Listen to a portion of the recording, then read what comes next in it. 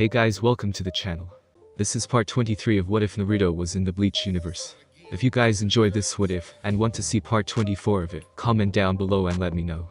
Also check out previous parts of this What If. I have created a playlist for this What If, where you can find all the previous parts, link is in the description. And also go ahead and check out other What Ifs in the channel. Before we start, please do support for more awesome content, it really means a lot. Don't forget to subscribe and leave a like, and also share this video with your friends. So let's start this video. The attack of Yoshino's fire creature Gerda came quickly at Naruto, as the blonde shinobi was ready to react in a hurry. It was a good thing that he did, because on Yoshino's direction, Gerda's first move was to fire a jet of flames at Naruto, who quickly dodged, and formed 5 shadow clones to test the waters. Upon getting close enough to Gerda to strike, only one clone was able to lay a hand on Gerda as it landed a punch. However, this only wound up with the clone burning itself and dispelling. The other attacking clones were then destroyed by a torrent of flame that came from the fiery figure. It stands to reason that you have powers of your own, especially if you've lived this long. Yoshino commented after seeing Naruto's shadow clone technique, "Too bad it won't be enough." Gerda once again attacked headlong in an attempt to burn Naruto alive with a jet of flame directed right at him. Come on, who did I know or meet in the last 200 years that actually had powers and could do anything like this? Naruto thought to himself as he jumped into the air and dodged the fire by sticking to the side of the outside wall of the abandoned hospital. The anger she had in her eyes directed at him made him desperately want to know who this woman was supposed to be to him, but for now he was in a fight. If I can take out her fiery little friend, then I can think about who she is for as long as I want to. With that in mind, Naruto pulled out the hilt of the sword of the Thunder God and extended the glowing yellow blade with his chakra, prepared to cut through whatever he had to.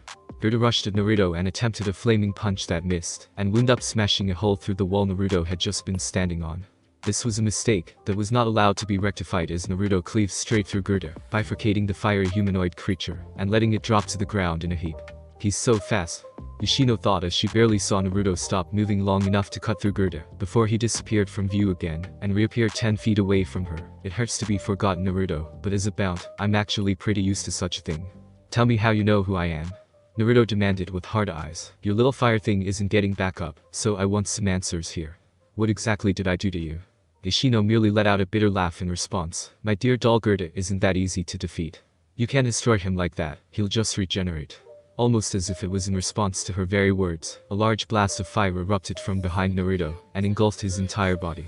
The shocked look on his face was the last thing Yoshino managed to see from him, before her doll covered him in flames. "I really don't think you can do the same thing even if you have lived this long, Shinra Tensei." With that call of the specialized ninjutsu, the flames were forced away with a massive burst of gravity that seemed to shove it aside, leaving Naruto standing there with his school clothes singed and partially burnt, and light burn marks on his person. They were already healing, though as he stared her down with his Rinnegan active and out. "You'd be pretty surprised if you think I can't." He extended his sword hand towards Yoshino and made a come-hither gesture with his index and middle fingers, Bonshu Tenin. Yoshino found her body suddenly pulled towards Naruto as the man cocked his free hand back to deliver a punch, but before she was pulled in far enough to take the hit, Gerda grabbed her and snatched her up out of Naruto's gravitational pull. Not willing to let them get off scot-free, Naruto jumped after them and wound up getting above them, before delivering a hard kick to the back of Gerda, sending both the doll and the Bount crashing to the ground. Gerda turned so that he was able to cradle and protect Yoshino during the crash, as his fire and magma body dragged a hot trench through the ground. Yoshino got herself up from Gerda's protection and glared at Naruto before he vanished from sight again. Gerda jumped back up and unleashed a rush of flames that went up in a ball that surrounded himself and Yoshino. Naruto stopped himself from trying to force his way through the ball lest he get himself burned again and slip into a trap. A grumble escaped Naruto's lips, "And there's no water around here for me to use to put this bastard's flames out." He'd never pull enough immediate moisture from the atmosphere to create any juices strong enough to extinguish Gerda, and ripping up the ground to find a water pipe was out of the question, even if he had the time to search for one. From the large defensive ball of fire, smaller, yet still very large, fireballs flew Naruto's way, forcing him to spring back out of the way of danger. The fireball that got too close to Naruto was kept away when Naruto took the sword of the Thunder God and batted it away like a softball, sending it exploding into the side of the nearby abandoned hospital. The area of the battlefield was turning into something of a fire pit. "It's time to show you how Master uses this thing," Naruto said, holding the sword of the Thunder God out and moving his free hand underneath the bottom of the hilt, forcing another glowing yellow blade to extend, now giving twin blades on both ends of the hilt. Naruto began rotating the sword rapidly as lightning began to crackle off the weapon, and it became a spinning yellow blur. He held the spinning weapon above his head, and thunder began to sound in the sky, lightning beast. The bolt of lightning struck the weapon from the sky and reflected back up in a multiple branching pattern. From the sky, larger bolts of lightning started spontaneously hitting the ground along the battlefield. This forced Gerda to release his defensive fireball before it wound up being struck by lightning, and assisted Yoshino in dodging the attacks, while Naruto just held still, and seemed to be directing the mostly wild lightning, by spinning his sword above his head, and keeping his powerful eyes locked onto Yoshino and Gerda. Yoshino separated from Gerda as Naruto's lightning eventually struck the doll of fire, and began battering it mercilessly with electricity in an attempt to utterly destroy it. The force of the lightning jutsu eventually turned Gerda into rubble, at which point Naruto finally stopped spinning the sword of the thunder god, and let his jutsu drop. There, regenerate that. Well, since you asked so nicely. Yoshino said as Gerda did, just that right before Naruto's eyes, reforming as if Naruto had never pulverized the doll with repeated strokes of lightning from the sky. You walked away, and you never even said goodbye. I thought you were better than that. She said bitterly, I thought you understood what it meant to not belong, and now that I know that you survived this long without aging a day, it makes me hate you even more. Hearing that from Yoshino, got Naruto to grit his teeth angrily as he had been racking his brain trying to figure out how she knew him. I never even hung around anyone long enough for them to remember anything about me. The last time I ever even stopped anywhere long enough for any person to be friends with me was in Germany.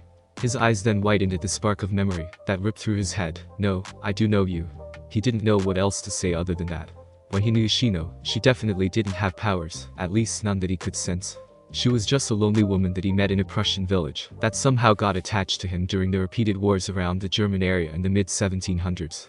He wound up leaving in a failed attempt to try and prevent the 7 Years' War from beginning, and stayed busy in subsequent attempts to end it, which had also failed. Ensuing attempts to do so wound up blacklisting him from basically all of Europe as an urban legend and criminal, forcing him to leave for Far East Asia, Japan in particular, until the 1850s. It took you long enough, didn't it? Yoshino said tauntingly with her hands on her hips. I waited for you to come back, but you never did. I waited so long, that the people around me clearly aged, while I stayed the same, and they chased me away, as if I were a monster. I wanted to die myself as much as they wanted me dead. You were the only person I felt comfortable with, that I felt truly understood me, until him. She finished hatefully, with more spite than she had already been speaking to Naruto with. How was I supposed to know you had powers and you were immortal? Naruto defended verbally, his desire to fight having faded away once he realized that she had been a friend. You never said anything. You never talked about yourself when you were anywhere near me, ever. And I couldn't just stay either. Not only were there too many things happening all over Europe and the entire world at the time, if he had stayed for any reason, as long as Yoshino apparently had then the same suspicions that had been thrust onto her would have been cast upon him as well. He had been alive for more than long enough by that point to know that normal people didn't take decades of youthful appearance passively, so even if he wanted to stay in one place, he wouldn't be able to. Besides, he hated overusing henge for that reason. He liked the way he looked. I didn't know that you had powers, and that you were immortal. I just thought you were a traveling mercenary. Yoshino fired back. If I had known that, and even if I had shown you, you probably would have just tried to kill me like the others, thinking I was a monster just like them. She abruptly shut up however, when she felt a rise of rather angry power from Naruto as he started radiating black chakra off of his person. You're going to stand there, and compare me to some idiots, that would just attack a person, because they found out they were different? Naruto asked, biting back his voice from raising any higher, though it was quite clear that he was angry. In his anger, Naruto punched the ground with a massive yell, forcing the ground to rock harshly from the magnitude. Following the punch, cracks from the ground branched off from his point of impact and shook into the decrepit old hospital nearby, bringing the entire front wall of the abandoned facility shaking and crumbling down.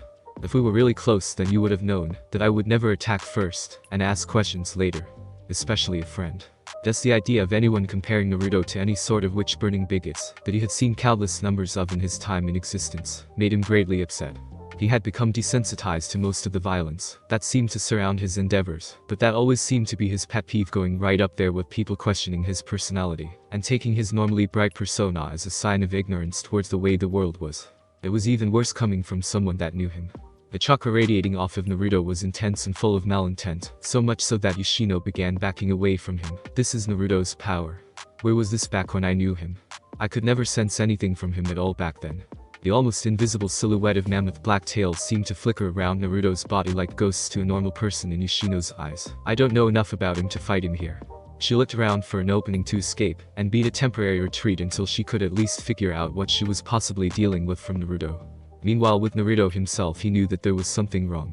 Not only did he seem to get far angrier than he otherwise would have in response to what Yoshino said about him, He most certainly did not consciously trigger pulling up any special chakra from the creature sitting deep within him. He had to take time to collect himself and calm down with deep breaths in order to rein himself in. I've only really lost myself like that when it looks like the Jubi is about to wake up.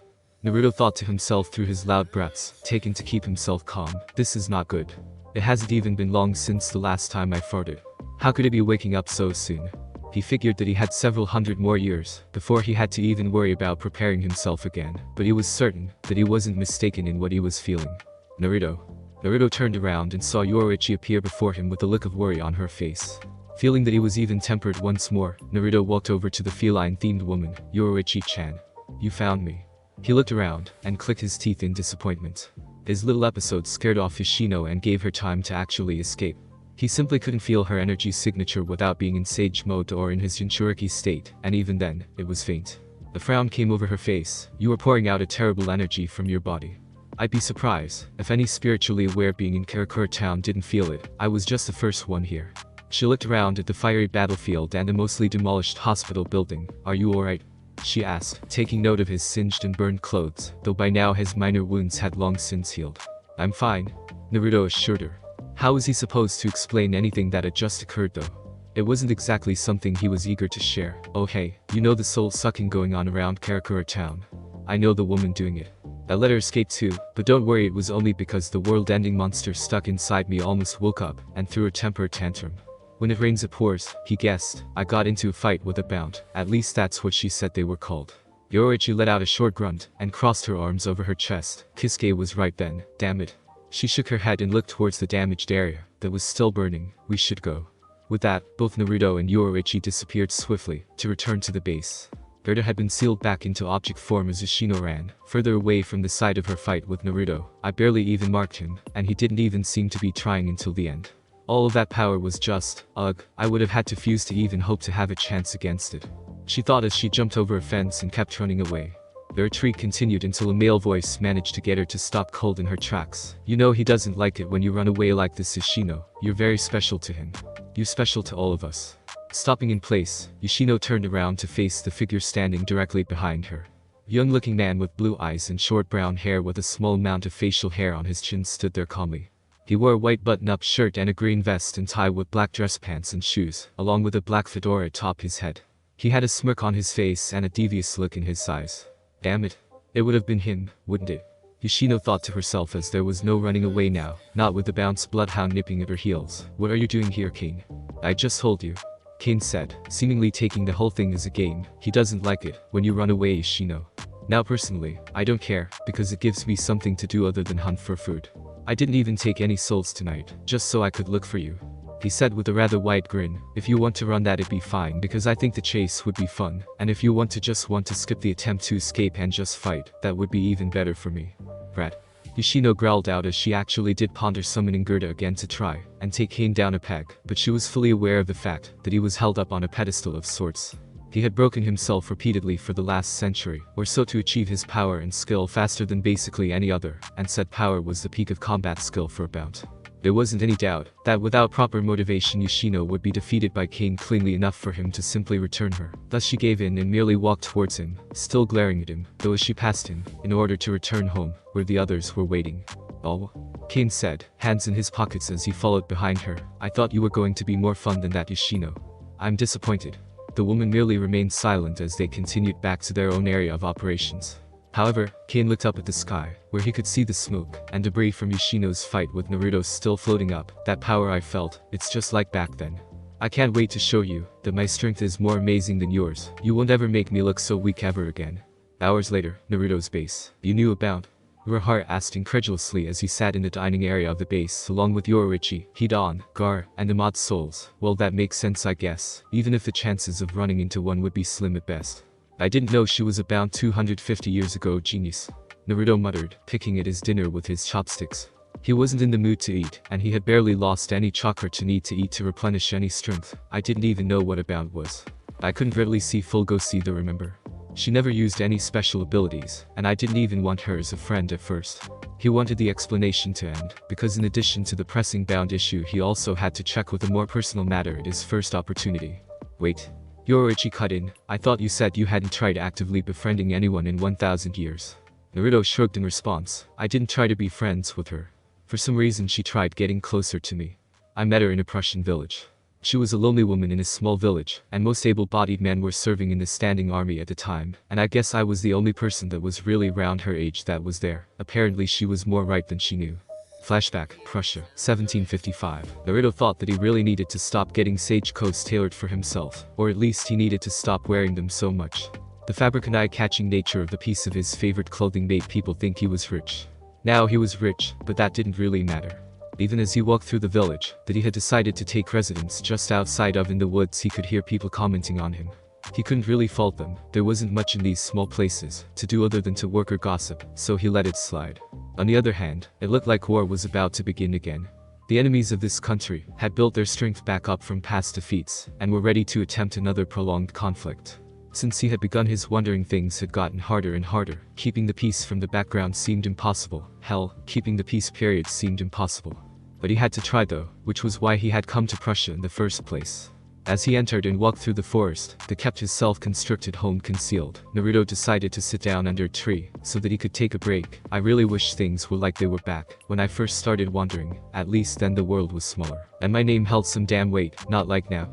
I can't even get a private conversation with any kings or anything because I'm a nobody, and I can't get close without getting an audience without being called an assassin.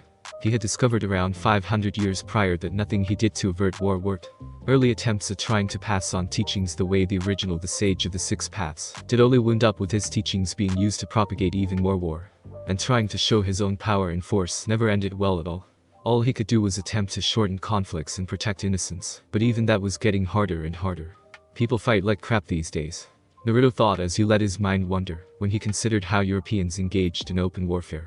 Of course, the way he fought would have had people accuse him of being a savage, but he'd rather be a live savage than a dead gentleman. He didn't even use guns, but then again Rasen Shuriken beats gun, it also beat cannon, and warship. Hell, Rasen Shuriken beat everything these days. Maybe I should just disappear on a mountain somewhere to just get away from all of this. As Naruto shut his eyes to attempt to meditate for a bit to pass the time, he thought of just becoming a hermit. Nah, I'd go crazy from boredom. Besides, it would only last for maybe 100 years before someone found me.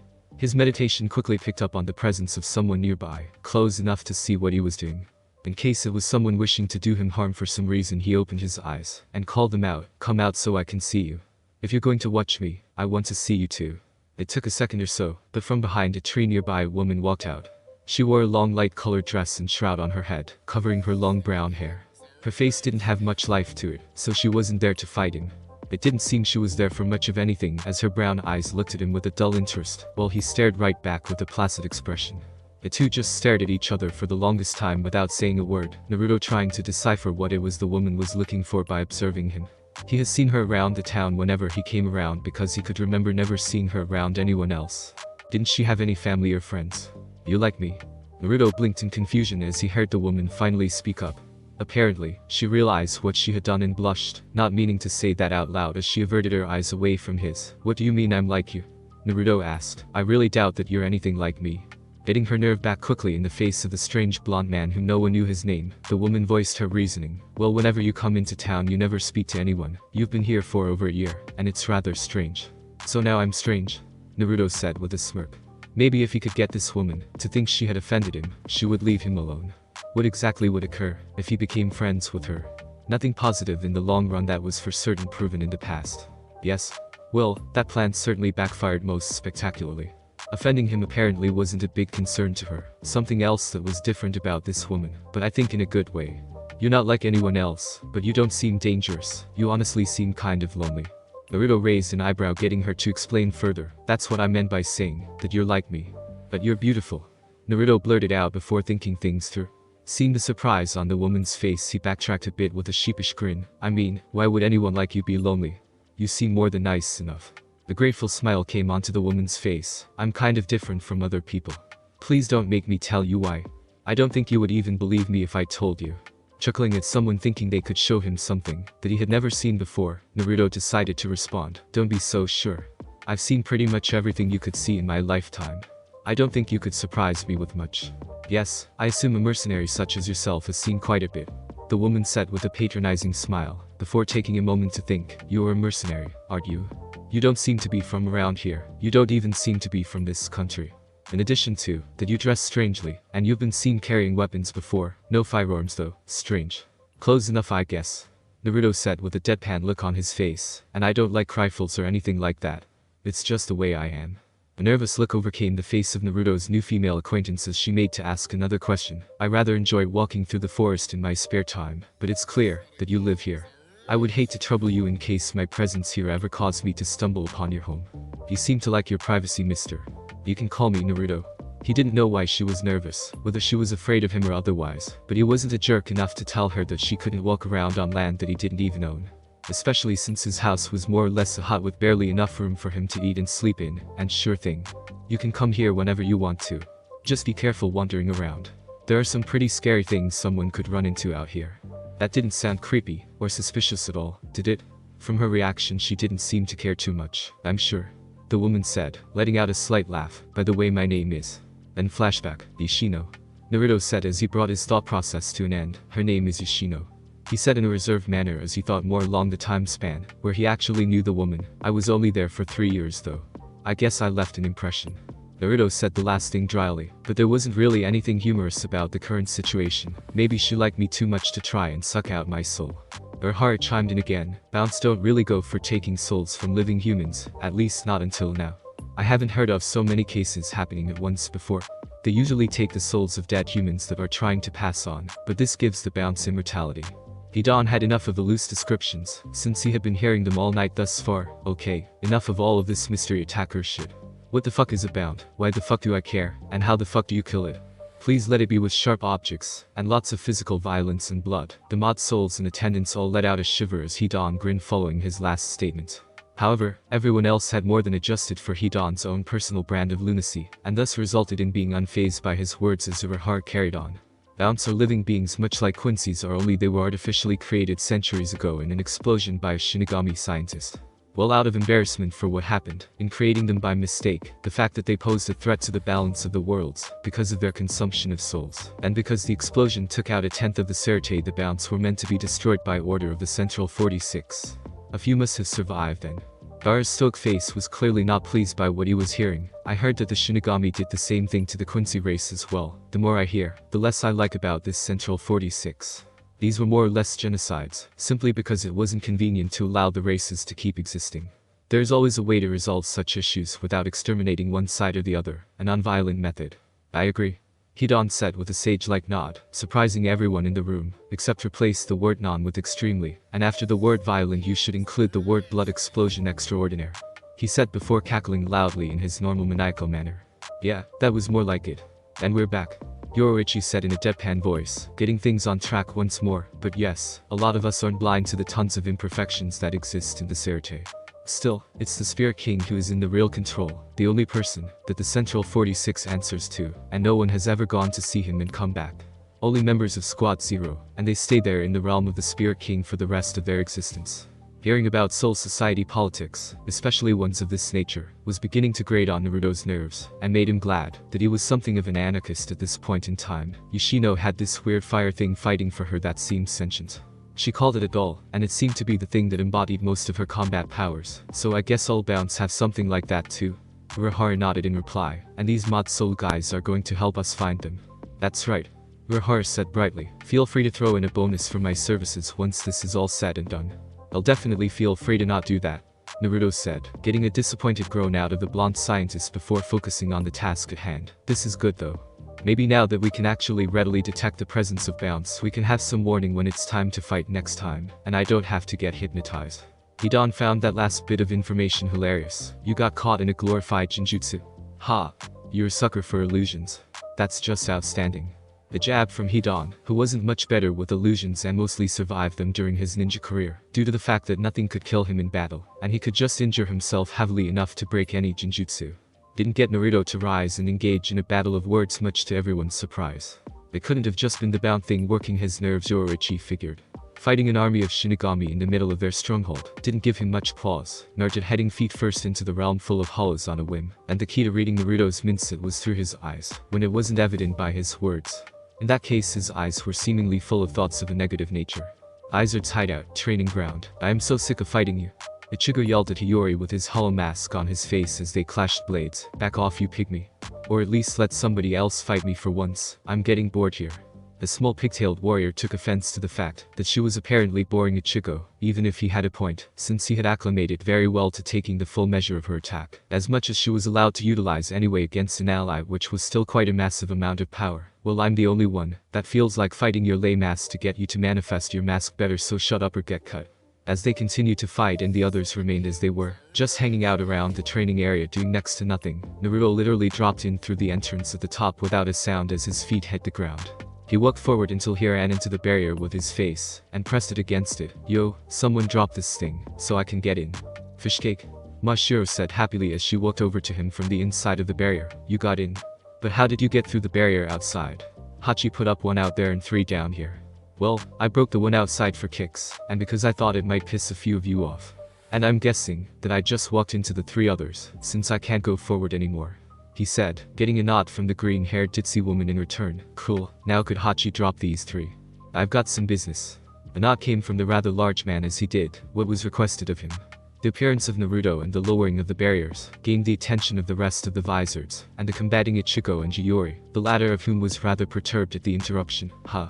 What do you want here, Dumbus? Do you want a beatdown too? You haven't given me a beatdown in days. Ichigo yelled heatedly, throwing his mask to the ground, getting upset at her belittling of his strides with his abilities. Ignoring both of them, Naruto marched right up to Ichigo, and stared him down closely enough to unnerve Ichigo at the proximity. Can I help you? Naruto continued to appraise Ichigo without saying a word before putting a glowing black hand on Ichigo's forehead. Another moment passed before Naruto gave a thumbs up to Hiyori. Yeah, this is great. Wonder Boy is ready to rock and roll. Good work, you guys. Shinji stepped forward. You can't just yank him out of here, Naruto. We weren't done with him yet. Hiyori hasn't gotten a chance to vent on anyone like this in decades. I mean, his training isn't done yet. He can only keep his mask on for over a minute. That was his limit. Truthfully, only more fighting and hands-on experience at this point would tack on any more time to Ichigo's mask time until it became instinct for him to keep it on. But Hiyori hadn't had a good punching bag since they first wound up in the world of the living, and Ichigo was like Teflon. No matter what, the effects of a beating just never stuck to him. A deadpan look came at the de facto leader of the fallen Shinigami from Naruto, before he looked back at Ichigo with the exact same expression. Wonder Boy. Yep. Ichigo responded quickly with a blank look on his face, used to Naruto's nickname for him by now. Feeling good. You know it. No more hall takeovers. Nope. Let's roll then. Awesome. And with that, Naruto and Ichigo simply strode on out of the warehouse with apparently no strings attached. The others were stunned at how Naruto just walked in and walked out with Ichigo and told like they were glorified babysitters. Did Ichigo even work for Naruto? Wait. Does Naruto pay for this kind of stuff? Kensei asked, vaguely remembering Naruto talking about some kind of job opportunity in the past, because we need money. To hell with money. Hiyori yelled, seething at what had just happened. That dandelion-headed bastard just took my punching bag. I'm going to kick his ass the next time he shows his face in here. At that point, Naruto's head popped back into the room upside down from the real warehouse section above ground back into the training room. I'll give him back on one condition. You guys help me with this stuff that's going on right now. Then you can keep trying to kick the crap out of Ichigo. Is it Aizen? Lisa asked, curious as to what would be the reason. No. But I'm just thinking a full court press could nip some trouble in the bud right now. Naruto answered honestly. Come on, you could have him back until I need him again for just one mission for me. All of you don't even need to leave to help. The unanimous answer went up from the entirety of the group, not interested.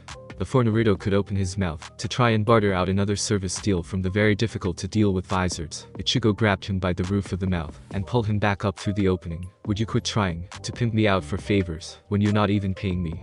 You're almost as bad as Uryu. And who are we supposed to be fighting again? Bound Mansion. So, you saying that's what you felt, aren't you?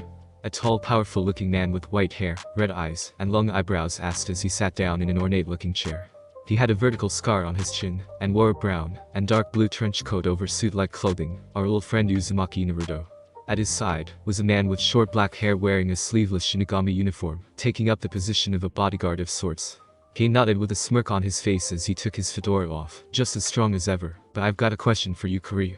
If you knew who he was even all those years ago, then why didn't you try to kill him to get him out of the way? The white-haired man Kuryu's face exuded calm confidence, and a distinct lack of offense at the question. When I first learned of him, he was a means to an end to secure something I wanted and we needed. I didn't expect him to survive, but he did, because I was unaware of his powers at the time, and I never imagined that his lifespan was just as long as ours. I simply didn't see him as a threat. He then noticed Kain's eyes narrow at the prospect of Naruto not being a threat. You still despise him, don't you? Kain didn't answer, he simply turned to leave the room. Back then I was too weak to manage my own power. It was great enough to destroy me. But he handled it, as if it were nothing. My own power, that even I didn't have control over. Well, it's time to see how my strength truly compares to his, now that me and my doll are in cinch. The next day, Naruto's base, but pretty much the entire group of combat-ready Karakura High School students assembled at long last. Now that Ichigo had been finally sprung from his never-ending sparring match against Hiyori, briefing was finally able to be fully given on the current situation. After hearing about the Bounts, and how they were going around attacking people, Ichigo was itching to test out his new power on an opponent. Thus the entire situation with the Bounts couldn't have occurred at a more opportunistic time for him. The only ones actually feeling left out were Uryu due to his lack of powers and Totsuki, because Naruto still had her training. How much power does it take to pop this damn rubber ball? I'm pumping out all of the chakra I can. Totsuki growled as she was visibly straining her chakra into the small rubber ball in her right hand. Naruto had better be glad he was on the roof, not to be disturbed without a reason, or else he would have been getting an earful from his hot-headed student. As she did this and decided to keep an ear in on the meeting, Uryu held up 3 pieces of round candy. These are the mod souls that are able to detect Bounts. You should put them in something a little less conspicuous, so that you can keep them closed at all times, even at school just in case. He handed one to Ichigo, seeing as he believed out of the lot of the younger ones, he would be the quickest one to find a fight if it was to occur. Here you go. This one is rare. Another one was handed to Chad. You get Noba. And the last one was given to Orihime. You've got Kuroto. Ichigo was quick to realize that it was just like the candy that housed Kain's soul, so that was easy enough to find a body for. All he needed was another doll or stuffed animal or something. What about everyone else? Why don't they get one? Uryu grinned before answering Ichigo's question, because Naruto can actually sense them like the mod souls, and find their location if he's in his sage mode, so he's basically his own bound detector. Yoruichi is meant to sit here on the base to wait for something. Gar will be with you all anyway during school, or with Naruto here, so he doesn't need one, because even if Hidan gets sneak attacked, well, we don't care, because it's not like he can die in his Gigai, even if they get him with a good attack. And because Uryu doesn't have powers, so if he fought a Bound, he'd just be delivering himself on a silver platter to them, literally, because they would probably just eat his soul. Attention was not paid to the rain cloud forming over the silent Uryu's head at Uruharu's blunt statement that he was more or less useless. Chad held up the small piece of candy that held Noba's spirit. Got it, he said plainly as he headed out to find a plush toy or something to use for Noba's container. The next to leave was Orihime to do the same. Right. If anything strange happens, I'll call as quickly as I can. This left Ichigo and Uryu alone with Uruharu and Totsuki. Ichigo blinked and looked at the little ball of candy that had been given to him before shrugging. Alright, I'm heading out too, I guess. Uryu. Totsuki. Neither of you guys want to come with me? Honestly, Ichigo was just glad to be out of that damned warehouse after so long being stuck in there. He was absolutely loving life at the moment, and the offer to go do anything at all with Uryu was evidence enough of that. I would rather not, Kurosaki. Uryu replied coolly. It wasn't that he didn't want to go searching for Bounts, it was just that Uruharu was right. In the instance he found a Bound, then what would he do? Ichigo was better off on his own, as much as he hated to admit it. He would be an albatross if he were to tag along. Damn that Shinigami Kurasuchi Mayuri. I lost my powers trying to kill him, and he didn't even have the courtesy to die. Looking over to Totsuki at that point, Ichigo didn't get a much better answer from her as she proceeded to address him in cavewoman form. Need to pop stupid ass rubber ball, and learn cool jutsu that grinds through stuff. Go find and kill Bounts. Totsuki managed to grit out through her focus. Wow, Ichigo thought with a sweat drop. I didn't really expect a cold shoulder from both of them. Ishida maybe, but from Totsuki too. She must really want to learn that attack. Ichigo scratched the back of his head, before shoving his hands into his pockets and walking off. Alright, fine. I'll see you guys later then. On the roof of the base, Gar and Hidan took note of Ichigo, Orihime, and Chad walking off on their own separate ways. In the case of the next Bound sighting, they would be ready to move out, but for now they had another issue that they were being briefed on. You think the Jubi is stirring? Gar said in his normal calm-sounding tone, but if one knew him well enough, they could hear the shock in the Redeed's voice. That is, very discomforting. For you maybe. Hidan said nonchalantly, the Jubi can be as scary as it wants to be. It can't kill me, motherfuckers. Or did you both forget that part? True. Gar admitted freely, but it could devour you and you could suffer for an eternity in its bowels, being digested until the end of time, or until your Gigai actually does die from lack of nourishment. That would also drain all of your Ryatsu, which means that your soul would die as well, and your soul would be recycled. Thus, when you were reincarnated, you would not have your cursed powers or any sort of memory at all, if mankind would even exist by the time you were reincarnated. That little revelation gave Hidan pause, because he had not thought that far ahead. Damn, Gar and his Kazuki smart train of thought to burst his immortality bubble. I didn't think of that as a possibility. Damn, that would be like getting stuck in the lazy-ass kid's forest buried alive, only worse, or purgatory. The silver-haired sadist turned towards Naruto, who hadn't spoken a word, since he and Gar had been given the news straight from the horse's mouth about what was happening. So how long do we have? Naruto's eyes remained closed as he attempted to keep up his meditation in addition to speaking to his friends. Honestly, I have no idea. It could just be a flare-up, and I still have hundreds of years left, but do you really think we're that lucky? When it rains for us, it pours, ever since the day we were born. Gar said, speaking from experience for both himself and Naruto, simultaneously answering Naruto's rhetorical question at the same time. So this has never happened before. Not this soon after I had already beaten him. Naruto set a frown on his face as he continued to meditate. Once every 1,000 years, give or take a few centuries. I've fought him 3 times, and that's 2 times too many as far as I'm concerned. The first time happened in Italy a few hundred years after the war ended, and I didn't know what the little spurts of anger and difficulty suppressing my chakra meant, so I got totally blindsided when Sasuke decided to wake up the first time, and he was pissed. No shit. Hidan chimed in unceremoniously. Unfettered by the interruption, Naruto continued where Hidan had stopped him from. We tore the entire landscape apart for 4 days straight. Earthquakes, nasty lightning storms, the works. Nobody in the area besides me walked away by the time it was all over, and people that explored the place afterwards said that a volcano, Vesuvius, did it. The volcano didn't do it, we did it. I did it. Despite her lack of inclusion in the council of the former shinobi, Yoruichi was hidden nearby in her cat transformation to help subdue her energy output, in order to lessen the chance of her presence being discovered by her comrades during their private conversation. Needless to say, she was hearing the whole thing. Volcano. Yoruichi thought before the event linked up with the place and the cause. Oh no, Naruto. Shinigami were well aware of the events of Mount Vesuvius due to the massive influx of thousands of souls following the disaster that had gone largely unexplained. The absurd amount of traffic that the Soul Society received immediately afterwards kept them from ever trying to search for why it had occurred in the first place. By the time things had calmed down, there was no sign of the cause of the tens of thousands of deaths. Don't tell me that was you. What about the second time it occurred? Gara inquired curiously. You said you fought him 3 times. He told me he only fought the monster in him twice. Yoruichi thought to herself, why did he lie? The second time was 1,000 years later, and I knew it was coming from the feeling I was having, so I was able to get to the Sahara Desert, where there was less of a chance of someone getting hurt. A wry smile came upon Naruto's face at that point, that held little humor. It was a very good idea, because that time my mind was clear enough to actually fight him. It was so easy, that time, that I don't even consider that one of the times we fought. It only took a day to put that bastard back to sleep that time. Jubi or not, it had Sasuke's mindset, and he was overconfident from the first fight because he almost won. He didn't fight with any urgency. Sucker. Hidan gave Naruto a thumbs down and a raspberry. No random innocent bystanders dead. Thumbs down, Uzumaki brat. Jashin-sama would not have approved. He let out a sigh and shook his head. Just like movies, I guess. The sequel is never as good as the original. Naruto's eyes opened, revealing that he was in sage mode, and was able to keep gathering nature chakra even while conversing. I think a few people died, but only around a dozen or so, because they ventured close enough to try and get a look. The third time I ran up to the Arctic Circle around the 1800s. And we tore it all up. That was the worst one, because he was pissed, he was aware, and he fought like he had nothing to lose because he didn't. I still don't know how I won that one. I was hurt so bad after it was over that I couldn't get back to civilization. I had to make an emergency hideout to stash all of my equipment that I brought for the fight, just so that I had somewhere sort of safe to heal. Something caught Gar's attention though. Naruto, you have the Rinnegan correct.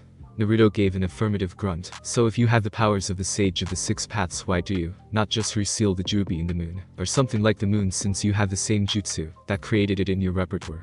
The deadpan stare came from Naruto. You don't think that I didn't think of that in over 2,000 years of being stuck with the bastard in my gut? All that would do would seal Sasuke's Yubi body away, and then I'd just end up making the 9 Biju all over again, free to roam I might add, with no one else able to seal them away, because I'd be dead. So instead of one ultimate monster of destruction that can't die, there would be 9 weaker versions that can't die. Versions that no one else in the world of the living would be able to deal with, since no one knows anything of how to make Jinchuriki to contain them. Hidan let out a scoff at Naruto. You're just afraid to die, aren't you? Gara turned to Hidan, seemingly taking more offense at the slight than Naruto did, as the blonde expressed no interest in what Hidan was saying.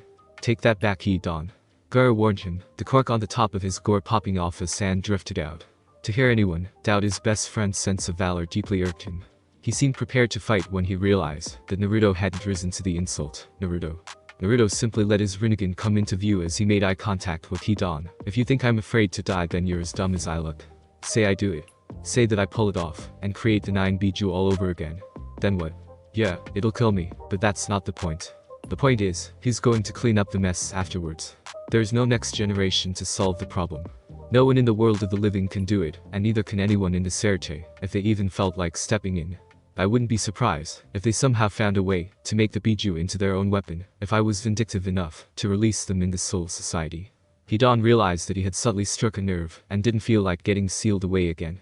Naruto would be meaner about it, and more thorough than Shikamaru was because he wasn't as lazy. He would make a moon and chuck him away into space, never to be seen again if he were really upset. Okay, well what about Hueco Mundo? We can do it right now, let's roll. A large hand of sand then slapped Hidan across the back of the head. Or, not an option either. Gur said, calling his sand back and crossing his arms over his chest. It was said that when a Jinchuriki died and the seal holding the demon back was strong enough to ensure such the demon would die as well. Only they would reform after a period of time and rampage on Earth again. So where did they reform? That means that the Biju can hop planes of existence to and from Hueco Mundo. What about the Soul Society? Hidan queried. Hey, he was technically a hollow, and he was technically evil, so what did he care if the Biju were all unleashed in the Soul Society? Dump that crap in the hands of the Shinigami for all he cared. Apparently, he had also forgotten Naruto's earlier point about the Biju being made into weapons by the Serte, if they could keep the demons from outright destroying the entire population of normal souls wherever they're owned. Dara was quick with the theory. Since the Soul Society apparently never had any reports of Biju activity among them, I would assume that there are safeguards in place to prevent simple plane hopping to the Soul Society, and they never manifested there either. Either that or the Biju are intelligent enough to stay away from there. Needless to say, if you release them in Hueco Mundo, then they could hop to the world of the living anyway. Maybe the original the Sage of the Six Paths was aware of the other realms and attempted to do the same thing, only he died after doing so the way Naruto would if he tried it. He probably died thinking that he had solved the Jubi problem, not knowing that he had only complicated the matter. Remember, despite what was said about him, he was just a man, not a god. Hidan stroked his chin and thought, what about hell? Nothing can get out of hell from what Yoruichi says. I don't know how to get to hell without dying first and being unrepentantly evil in the process. Naruto said with a grunt. Now I don't think I'd have much of a problem with that, being stuck there myself for all eternity, if I could keep Jubi Sasuke there, but here's the thing. If I die, then guess what? Sasuke immediately comes out in full-on Jubi mode, free to roam the planet, more pissed than ever, and ready to rampage with nobody to stop him. Well, you could. Hidan started, prepared to say something else before he stopped and stroked his chin in a pondering manner. After a minute or two of failed thinking, he finally growled and shouted, damn it. That's a fucking whammy. That's quite a whammy. Gur said in agreement. I've got nothing. Hidan said, wiping his hands of the whole situation. I quit. Good luck with holding back the end of all existence with your spongy little flesh body, Uzumaki. Naruto held up a single hand, that tilted back and forth as he gave a deadpan expression. That's why I'm the keeper of the balance. Did you think I just thought that title up to be cute? Silence reigned over the rooftop. Okay, I did, but there was a reason for it. It wasn't just me being bored and coming up with 6 million nicknames for myself. So, if you ever flat out die in battle, or if during one of your little challenges you lose to the Jubi, HM, Sasuke, or whatever the Uchiha runt's name was, then we're all screwed. Hidan asked with a raised eyebrow. If he's that strong, then how can you keep beating him?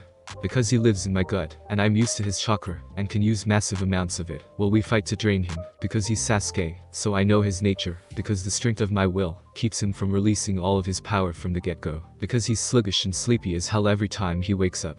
I mean, for Kami's sake, he sleeps for most of the millennium, before he decides to wake up each time. Naruto stated, listing each reason why on his fingers. Oh, and because I'm the baddest man that has ever lived.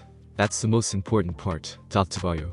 Yoruichi had to mentally laugh at such a self-inflated sense of opinion, but considering everything that had preceded it to this point, she couldn't say that it was entirely unfounded in its reasoning.